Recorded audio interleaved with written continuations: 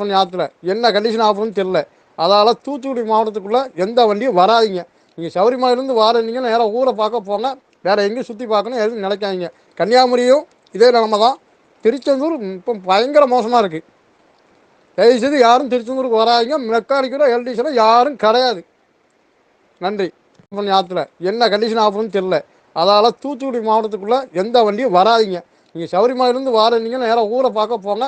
வேறு எங்கேயும் சுற்றி பார்க்கணும் எதுவும் நினைக்காதீங்க. கன்னியாகுமரியும் இதே நிலமை தான். திருச்செந்தூர் இப்போ பயங்கர மோசமாக இருக்குது. தயவுசெய்து யாரும் திருச்செந்தூருக்கு வராதிங்க. மெக்கானிக்கலோ எலக்ட்ரிஷியனோ யாரும் கிடையாது. நன்றி. பண்ணி ஆற்றுல என்ன கண்டிஷன் ஆகும்னு தெரில. அதால் தூத்துக்குடி மாவட்டத்துக்குள்ளே எந்த வண்டியும் வராதிங்க. நீங்கள் சபரிமலையிலேருந்து வாரீங்கன்னா நேராக ஊரை பார்க்க போங்க. வேறு எங்கேயும் சுற்றி பார்க்கணும் எதுவும் நினைக்காதீங்க. கன்னியாகுமரியும் இதே நிலமை தான். திருச்செந்தூர் இப்போ பயங்கர மோசமாக இருக்குது. தயவுசெய்து யாரும் திருச்செந்தூருக்கு வராதிங்க. மெக்கானிக்கலோ எலக்ட்ரிஷியனோ யாரும் கிடையாது. நன்றி. பண்ணி ஆற்றுல என்ன கண்டிஷன் ஆகும்னு தெரில.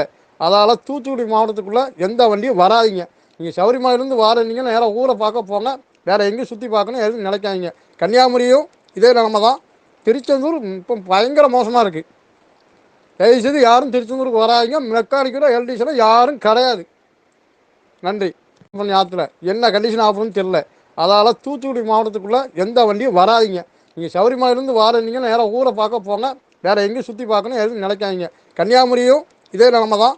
திருச்செந்தூர் இப்போ பயங்கர மோசமாக இருக்குது.